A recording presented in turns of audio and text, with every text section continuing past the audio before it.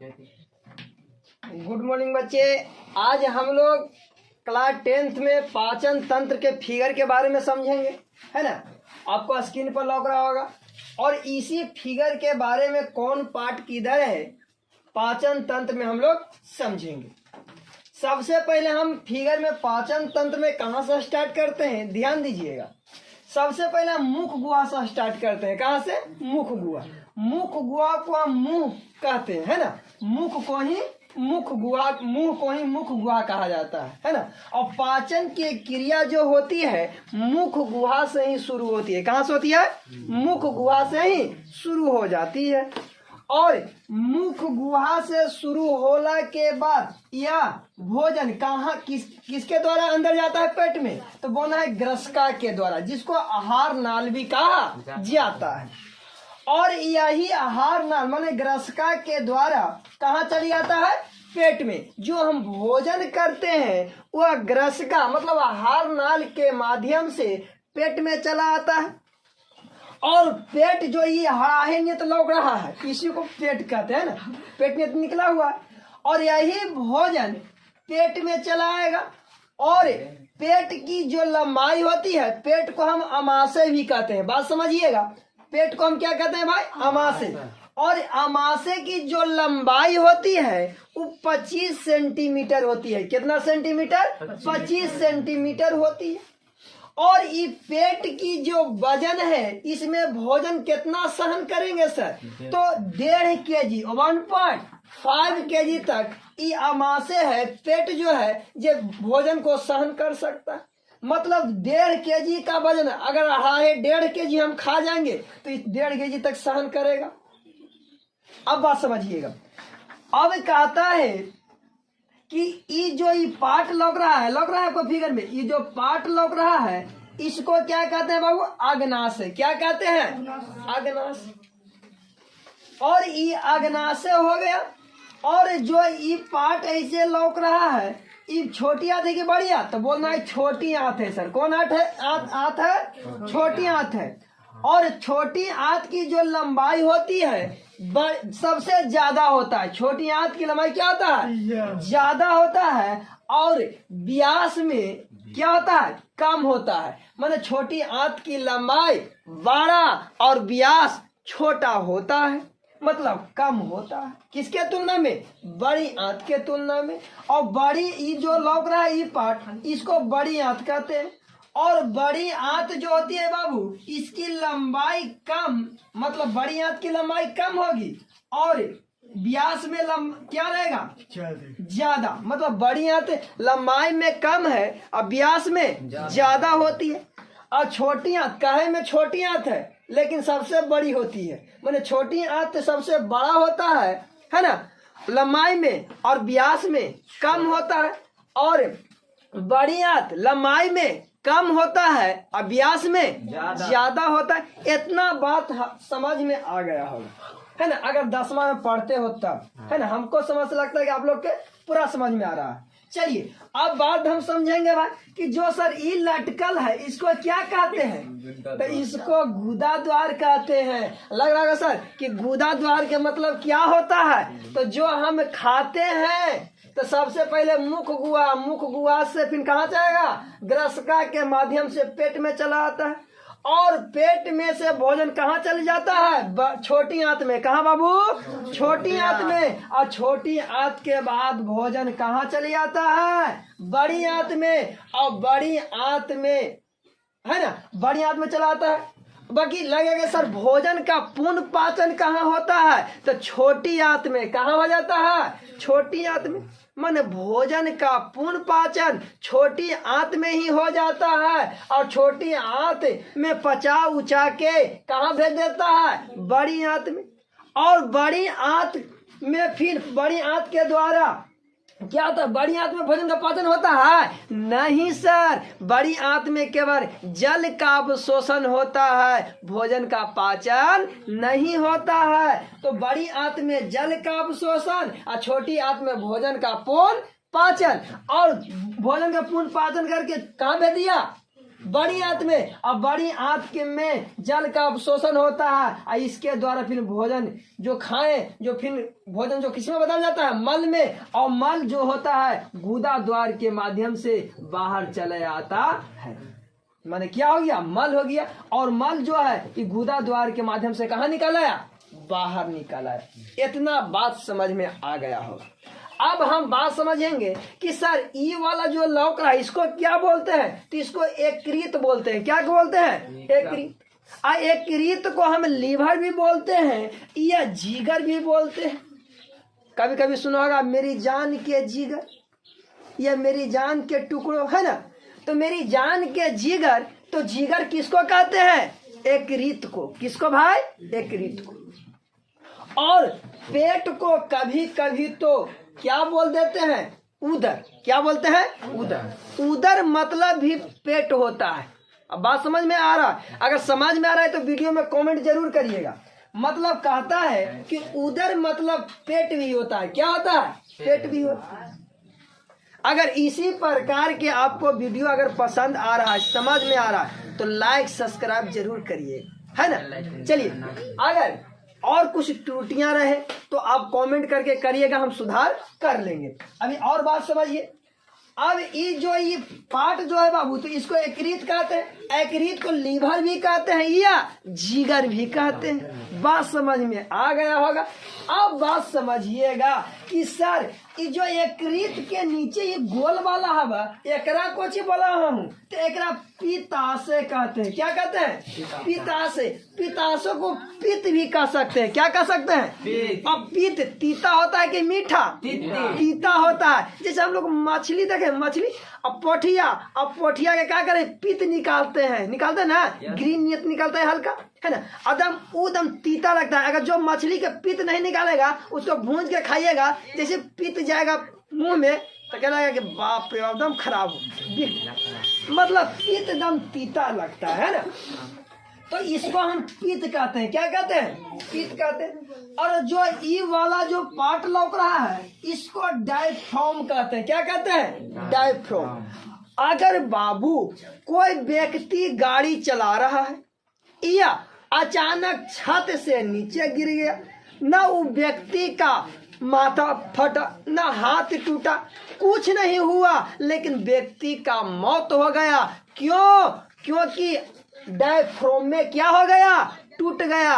और डायफ्राम शरीर के अंदर होता है, बाहर से दिखाई नहीं देता है। तो कोई घर के मामा, दादा, दादी, है ना, चाचा, कोई भी कहती कि बेचारा छतवा से गिरले, छतवा पर से मतलब कोठवा पर से, न हाथवा टूटले, न पैरवा टूटले, न कनु खरोच लगले, अब बेचारा मर गए। काहे, अंदर डायफ्राम में टूट गए। और डायफ्राम टूट जाने से व्यक्ति का क्या हो जाती है, मौत हो जाती है। अब बात समझ में आया। अगर कोई व्यक्ति के कुछ नहीं फटे, नहीं टूटे, कोई दिक्कत नहीं सर, हम बायोलॉजी पढ़े हुए हैं। उस व्यक्ति का अंदर एक डायफ्राम होता है, उस डायफ्राम में टूट गया। जो व्यक्ति का डायफ्राम टूट जाता है उस व्यक्ति का क्या हो जाती है, मौत हो जाती है। अब बात समझ में आ रहा है। चलिए, अब इतना बात समझ में आ ही गया, है ना, और इतना बात तो समझ में आ गया। अब आप बता देते हैं कि मानव में अगर किडनी पूछे तो किडनी की संख्या क्या होती है, 2 होती है। कितनी होती है, 2 होती है। और अब तो इतना जो भी पार्ट था पाचन तंत्र में हम मुख्य रूप से बता दिए, है ना। और इससे जो भी विशेष अभी और इसमें है वो अगले वीडियो में आपको मिल जाएगा। चल को इतना ही। जय हिंद, जय भारत। चलिए, पहले हम लोग देखें क्या, पाचन तंत्र के फिगर देखें और उसमें सभी पार्ट हम लोग समझे। अब हम लोग एक एक पार्ट पढ़ेंगे, है ना, एक एक पार्ट करके पढ़ेंगे। तो सबसे पहले हम मुख गुहा से स्टार्ट करते हैं। कहाँ से स्टार्ट करते हैं, मुख गुहा से स्टार्ट करते हैं। तो मुख गुहा में क्या क्या चीज पाया जाता है। मुख गुहा मतलब मुंह होता है, अब मुंह के अंदर क्या क्या पाया जाता है, तो बताइए। जीभ कहाँ पाया जाता है, मुंह में, है ना, मुंह के अंदर। दांत कहाँ पाया जाता है, मुंह में, है ना। और लार ग्रंथि कहाँ होता है, मुंह में बनता है। तो कहता है कि मुख गुहा में जीभ होता है, दांत होता है, लार ग्रंथि होती है। और सबसे पहले समझेंगे कि जीभ में क्या क्या पाया जाता है। तो जीभ में स्वाद कलियां होती है। क्या होती है? स्वाद कलियां। हमारे स्वाद जीभ में स्वाद कलियों की संख्या लाखों होती है। और कहता है लाखों नहीं तो हम कह सकते हैं कि 10,000 लगभग हो सकता है हमारे जीभ में स्वाद कलियां। लगभग 10,000 तक हमारे जीभ में स्वाद कलियों की संख्या होती है। और हमारे स्वाद कलियां होती है वो 3 प्रकार के होती है। कितने प्रकार के? 3 प्रकार के। अब बात समझिएगा कि सर हमारे जीभ में स्वाद कलियां होती है और लगभग 10,000 होती है। और हमारे जीभ में स्वाद कलियां कितने भागों में बटल है? 3 भाग में बटा हुआ। एक जो स्वाद कलियां होती है जो कड़वा चीज का पता लगाता है। एक स्वाद कलियां जो होती है जो मीठा का पता लगाता है। और एक स्वाद कलियां होती है जो खट्टा का पता लगाता है। अब क्या सर जीभ में स्वाद कलियां होती है ये तीनों के तीनों एक के ठामा रहता है? नहीं, सबका जीभ में अलग अलग स्थान दिया गया है। कहता है कि जो कड़वा वाला जो स्वाद कलियां होती है वो जीभ के कौन भाग में? पिछले वाली भाग में होती है। मतलब बात समझिएगा, अगर स्वाद कलियां कहे कि बताइए जीभ में कड़वा स्वाद कलियां जो पता लगाती है वो जीभ में किस भाग में होते हैं? तो जीभ के पीछे सबसे पीछे वाली भाग में होती है। और जीभ में जो खट्टा का पता लगाती है जो स्वाद कलियां वो जीभ के किस भाग में? साइड वाली भाग में होती है, माने जीभ के साइड भाग में। और बात समझिएगा कि जो जीभ में मीठा का जो पता लगाता है जो स्वाद कलियां, उस स्वाद कलियां जीभ में कहाँ होता है? तो जीभ के अगले वाले भाग में। कहाँ? जो आगे वाली भाग होती है।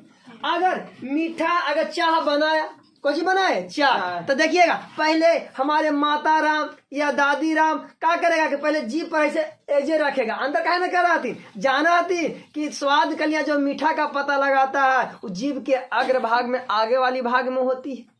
तो एजे टपका बहती है ना। चलिए अब बात समझिएगा कि लग रहा होगा कि सर इतना तो समझ में आ ही रहा। अब इतना समझ में आ गया होगा जीभ के बारे में, तो लाइक करना तो नहीं भूलिएगा, लाइक दम दबा देना है। चलिए अब बताइए, और अगर वीडियो पसंद आए तो एगो शेयर वाला ऑप्शन आता है, उसको तनसु क्लिक करके आगे व्हाट्सएप पर भेज देना है ना। चलिए अब हम लोग बाबू जीभ के बारे में तो समझ गए कि सर जीभ में स्वाद कलियां होती है और जीभ में स्वाद कलियां की संख्या लगभग 10,000 होती है। कितना होती है? लगभग 10,000। और जीभ में स्वाद कलियां कितने भाग में है? 3 भाग में। एक स्वाद कलियां होती है जो मीठा का पता लगाता है, एक स्वाद कलियां होती है जो खट्टा का पता लगाता है, एक स्वाद कलियां होती है जो कड़वा का पता लगाता है। और सबका अलग अलग जीभ में स्थान दिया गया।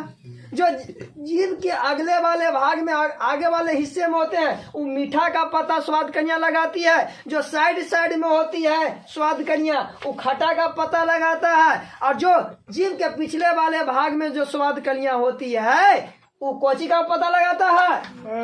कोची का पता लगाएगा? जो पीछे वाली भाग में कड़वा का। जो कड़वा सर जैसे नीम का छाल देखे हैं, अगर नीम के छाल के तो उबाल के पीजिएगा तो लगेगा कि बाप रे बाप जीभ ये ऐंठ दे, मतलब ऐंठ दिया। एक मतलब कि जीभ के पिछले वाले हिस्से वाले स्वाद कलियां पता लगा लिया कि एकदम कड़वा हाव, मतलब अब अंदर जाता हूँ। चलिए अब बात समझ में आ गया होगा। अब हम पढ़ेंगे जीभ में और कुछ होता है? दांत। अच्छा बताइए, स्वस्थ मनुष्य के शरीर में दांतों की संख्या कितना होती है? मतलब हमारे दांत, हमारे मुंह में दांतों की संख्या 32 होती। कभी कभी पूछ देता है निम्नलिखित में स्वस्थ मनुष्य में दांतों की संख्या कितने होते हैं? 30, 29, 28, 32। कितना? 32 टिका देना है ना। अब बात समझिएगा कि हमारे दांत जो होती है तो हमारे दांत के प्रकार के? 4 प्रकार के होते। मतलब सर हमारे मुंह में दांतों की संख्या 32 होती है और 32 में मुख्य रूप से 4 भाग में बटा हुआ है। कितने भाग में? 4। मतलब सबसे पहले दांत जो होता है वो कृतम होता है। कौन होता है?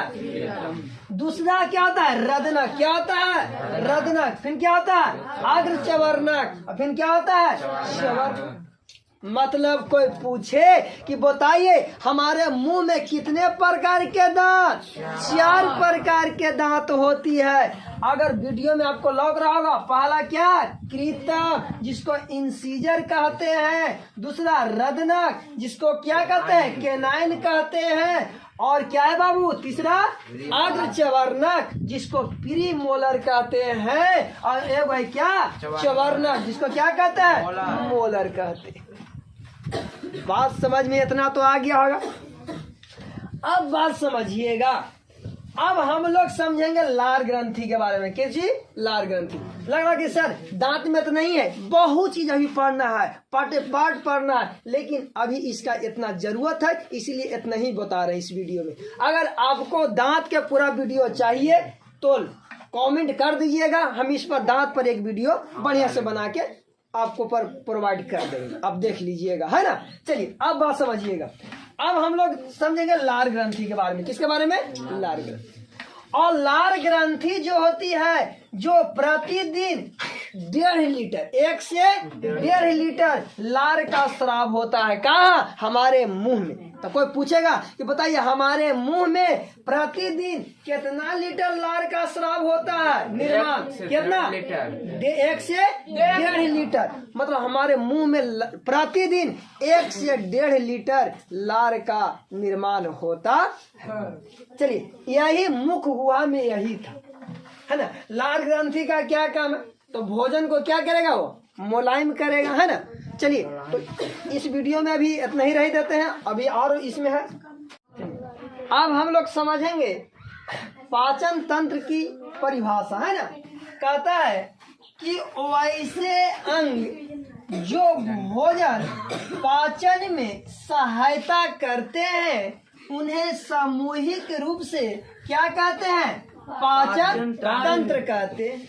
तो अगर कोई पूछे कि पाचन तंत्र किसे कहते हैं, तो बोलना वैसा अंग जो भोजन पचाने में सहायता करते हैं उन्हें सामूहिक रूप से पाचन तंत्र कहते हैं। जिसमें जटिल भोजन, है ना, जटिल भोजन में टूट जाता है। मतलब कहता है कि जो भी भोजन होता है जो हम लोग खाते हैं, है ना, रोटी खाएं तो रोटी चल गया पेट में, छोटे छोटे टुकड़ों में क्या हो जाता है? टूट जाता है पाचन तंत्र में। तो यही पाचन तंत्र का परिभाषा था। और कहता है कि पाचन तंत्र 2 भागों में बटा होता है। कोई पूछे कि पाचन तंत्र कितने भागों में बटा रहता है? 2 भागों में बटा रहता है। पहला भाग है आहार नल और दूसरा भाग है क्या है? संबंध, मतलब जिसको कहते हैं जड़ी पाचन ग्रंथि। यही 2 भागों में पाचन तंत्र क्या रहता है? बटा रहता है। चलिए इसमें और हम लोग देखते हैं। अभी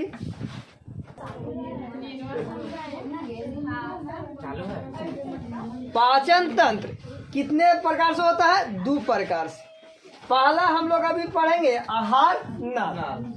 कहता है कि आहार नाल में होता क्या है? तो कहता है यह मुख गुहा से प्रारंभ, मतलब शुरू होकर, है ना, होकर गुदा तक रहता है। मतलब जो होती है आहार नाल होती है सबसे लंबी होती है, और इसकी जो मतलब लंबाई होती है जो मुख गुहा से शुरू होकर कहाँ तक? गुदा तक। और इसकी लंबाई 32 फीट होती है। कितने होती है? 32 फीट होती है। किसकी? आहार नाल की लंबाई। अब बात समझिएगा कहता है कि यह मुख गुहा से प्रारंभ होकर गुदा तक रहता है। पाचन के समय भोजन आहार नाल में ही रहता है। तो कोई पूछेगा कि बताइए पाचन के समय भोजन कहाँ रहता है? आहार नाल में रहता है। कहाँ रहता है? आहार नाल में ही रहता है। आहार नाल की लंबाई लगभग कितना फीट होता है बाबू? 32 फीट होती है। और आहार नाल के अंतर्गत क्या क्या आता है? तो हम लोग पढ़ेंगे कि सर आहार नाल के अंतर्गत मुख गुहा आता है ना, ग्रास नली आता है ना, अमाशय, छोटी आंत, बड़ी आंत, मलाशय, गुदा आते हैं। किसके अंतर्गत? आहार नाल के अंतर्गत। हम हट रहे हैं, स्क्रीनशॉट ले सकते हैं। अब दूसरा हम लोग समझेंगे पाचन तंत्र में। कहता है कि संबंध पाचन ग्रंथि, इसमें क्या होता है सर? कहना है कि एक ग्रंथि भोजन को पचाने वाली एंजाइम का निर्माण करती है। जो संबंध पाचन ग्रंथि है जो भोजन को पचाने वाली एंजाइम का निर्माण करती है, और इसके अंतर्गत लार ग्रंथि, यकृत, पित्ताशय, अग्नाशय आते हैं। अगर कोई पूछे कि संबंध पाचन ग्रंथि के अंतर्गत क्या क्या आते हैं, तब बोलना है कि लार ग्रंथि आते हैं, यकृत आते हैं, पित्ताशय आते हैं, अग्नाशय आते हैं। किसके अंतर्गत? संबंध पाचन ग्रंथि के अंतर्गत। और संबंध पाचन ग्रंथि क्या करता है? यह भोजन को पचाने वाली एंजाइम का निर्माण करता है। यही था संबंध पाचन ग्रंथि में। इसका यही भूमिका है। अगला है मुख गुहा। कहता है कि पाचन मुख गुहा से ही प्रारंभ होता है। मतलब कोई पूछे कि पाचन कहाँ से शुरू हो जाता है भोजन को? मुख गुहा से, मुंह से, है ना। मुंह को ही मुख गुहा कहा जाता है। और मुख गुहा एक खाली जगह होता है। मुख गुहा में भरा होता है, मुख गुहा की खाली रहता है, खाली रहता है। तब हम लोग रोटी, चावल, भुंजिया, पापड़ खाते हैं, है कि नहीं? अगर खाली नहीं रहता तो इसमें कोई सामान अटता? खाली जगह में ही कोई सामान अटता है ना। तो मुख गुहा एक खाली जगह होता है जिसमें एक जीभ होता है। मुंह में क्या होता है? एक जीभ होता है। 3 जोड़ी लार ग्रंथि पाई जाती है ना। अब 32 दांत होता है। तो कहेगा कि बताइए भोजन के पाचन की क्रिया कहाँ से शुरू हो जाती है? मुख गुहा से। कहाँ से बाबू? मुख गुहा से। और भोजन में मुख गुहा में कितना लार ग्रंथि पाई जाती है? 3 जोड़ी। कितने जोड़ी? 3 जोड़ा लार ग्रंथि पाई जाती है। और जीभ में क्या मतलब मुख गुहा में क्या क्या होता है? तो एक जीभा होता है, मैंने जीभ होता है, और 32 दांत होते हैं। चलिए यही था। अगर समझ में आ रहा है तो कमेंट जरूर करिएगा, ठीक है। चलिए अब हम लोग समझेंगे लार ग्रंथि के बारे में, है ना। कहता है कि लार ग्रंथि प्रतिदिन 1.5 लीटर, है ना, का निर्माण, मतलब हमारे मुंह में लार ग्रंथि प्रतिदिन कितना लीटर निर्माण होता है? 1.5 लीटर, है ना। और कहता है बाबू अगला पार्ट कि लार ग्रंथि से लाइजोजाइम, टाइलिन, डाइटेज तथा मैलिन नामक एंजाइम निकलते हैं, जिसमें सर्वाधिक मात्रा में क्या निकलते हैं? टाइलिन। क्या निकलते हैं? टाइलिन। मतलब कहता है कि हमारे भोजन को पचाने में कौन सा एंजाइम काम में आता है? तो टाइलिन। कौन? टाइलिन जो है जो हमारे भोजन को ज्यादा मुलायम बना देता है। अगला कहता है कि लाइसोजाइम एंजाइम जो है जो कीटाणुओं को मार देता है। तो मतलब कहता है कि बताइए कीटाणुओं को मारने का काम कौन सा एंजाइम करता है? लाइसोजाइम नामक एंजाइम जो है जो कीटाणुओं को मारने का काम करता है। और कहता है टाइलिन तथा डाइटेज जो एंजाइम है ना, जिसको स्टार्च कहते हैं। स्टार्च मतलब मंड, स्टार्च मतलब मंड माने चोकर होता है। क्या होता है? चोकर देखा है, उसी को मंड कहते हैं। को शर्करा मतलब कार्बोहाइड्रेट है ना। शर्करा मतलब क्या होता है? कार्बोहाइड्रेट। हम पढ़ाए थे पिछली क्लास में कि दुनिया के जितना भी मीठे पदार्थ है उसमें कार्बोहाइड्रेट की मात्रा पाया जाता है ना, में बदल जाता है।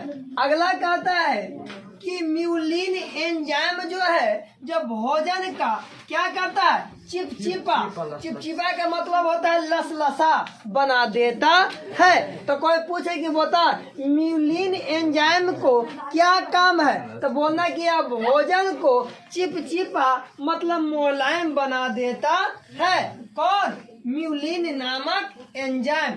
अगला कहता है जिसे भोजन आसानी से क्या हो जाता है, हम लोग निगल लेते हैं। अगला कहता है कि लार ग्रंथि। कौन ग्रंथि? लार ग्रंथि 3 जोड़ी होती है।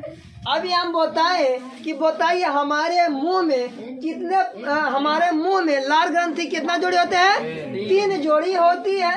और कहता है कि लार ग्रंथि 3 जोड़ी होती है, जिसमें सबसे बड़ी लार ग्रंथि कौन ग्रंथि होती है? पैरोटिड ग्रंथि। कौन ग्रंथि? पैरोटिड ग्रंथि जो होती है ये सबसे बड़ी ग्रंथि होती है।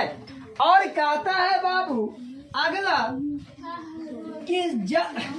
कहता है कि जब पैरोटिड ग्रंथि लार ग्रंथि विषाणु द्वारा संक्रमित हो जाता है तो उसमें सूजन आ जाता है, जिसे गलसुआ कहते हैं, जिसको हम लोग गलफुल्ली के नाम से जानते हैं। कोची के नाम से?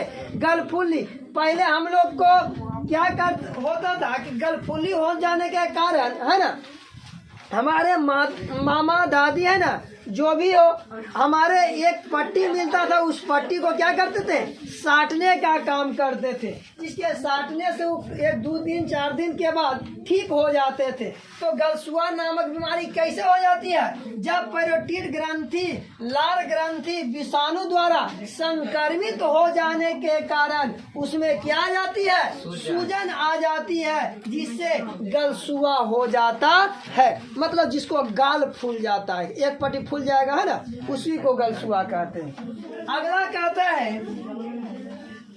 है कि जब सांप, ये समझो, कहता है कि सांप में पैरोटिड ग्रंथि जो है वो पॉइजन का काम करता है ना। पॉइजन ग्लैंड जहर की थैली का कार्य करती है। मतलब हम लोग में पैरोटिड ग्रंथि अगर संक्रमित हो जाती है, जिसे गलसुआ नामक बीमारी हो जाती है। और सांप में जो पैरोटिड ग्रंथि जो होती है भाई, जो क्या है? जहर का काम करता है। कौची का काम? जहर का काम। अगर हमारे सांप अगर काट ले, तो सांप काटता है तो सांप से जो भी ग्रंथि निकलता है, पैरोटिड ग्रंथि निकलता है, वही हमारे शरीर में प्रवेश कर जाती है ना। क्यों? क्योंकि पैरोटिड ग्रंथि जो सांप में होती है वो जहरीली होती है ना, जिसके कारण लोगों के काटने पर क्या हो जाती है? मृत्यु हो जाती है। और कहता है कि पैरोटिड ग्रंथि नामक पैरोटिड ग्रंथि जैसे नाक का है ना, कान, मुंह से जुड़ा होता है। अगर कोई कहे कि पैरोटिड ग्रंथि मानव में किस चीज से जुड़ा होता है, तो बोलना है नाक, कान और मुंह से पैरोटिड ग्रंथि जुड़ा हुआ होता है। और कहता है जैसे पहला पार्ट में समझेंगे कि आमाशय, नोट पार्ट में हम लोग समझे, नोट पार्ट के पहला पार्ट जैसे कहता है कि आमाशय बकरी के दूध को जल्द पचाता है। मतलब कहता है कि जो आमाशय में है, आमाशय जो है, जो बकरी के जो दूध होता है उसको जल्दी पचाने का काम करता है। और कहता है अगला पार्ट, यहाँ समझिए कि बकरी के दूध को आमाशय जल्दी पचा देता है। और दूसरा पार्ट कहता है कि आमाशय में जठर ग्रंथि पाया जाता है, जिसमें जठर रस निकलता है ना, जैसे HCl। अगला तीसरा नोट पॉइंट करता है कि जठर ग्रंथि की संख्या 3.5 करोड़ होती है ना। कोई पूछे कि जठर ग्रंथि की संख्या कितनी होती है, तो 3.5 करोड़ होती है। और अगला पॉइंट, चौथा पॉइंट कहता है कि आमाशय को शरीर का मशीन कहते हैं। अगर कोई पूछे कि शरीर का मशीन किनको कहा जाता है, आमाशय को कहा जाता है। अगला नोट पॉइंट है कि बड़ी आंत 3 प्रकार की होती है। अगर कोई पूछे कि बताइए बड़ी आंत मनुष्य में कितने प्रकार की होती है, 3 प्रकार के होती है। पहला होती है दांत होती है, अच्छा सॉरी आंत होती है। अगला होती है मलाशय, क्या होती है, अगला मलाशय होती है, सॉरी फिर समझिए। कहता है कि बड़ी आंत 3 प्रकार के होती है। पहला सिक्कम होती है, क्या होती है बाबू, सिक्कम होती है। दूसरा बृहदांत होती है।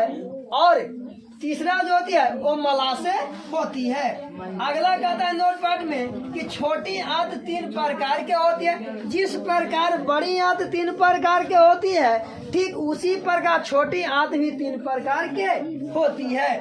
पहला छोटी आंत 3 प्रकार के कौन कौन होती है सर, पहला होती है ग्रहणी, क्या होती है भाई, ग्रहणी। और छोटी आंत में दूसरा क्या होती है, अग्र क्षुदांत, है ना। और जिसको क्या कहते हैं, जेजुनम भी कहते हैं, क्या कहते हैं, जेजुनम। और अगला छोटी आंत तीसरी कौन होती है, तो क्षुदांत कहते हैं, जिसको इलियम के नाम से जाना जाता है। तो पाचन तंत्र यहीं पर कंप्लीट करते हैं। जय हिंद, जय भारत। पाचन तंत्र कंप्लीट हुआ।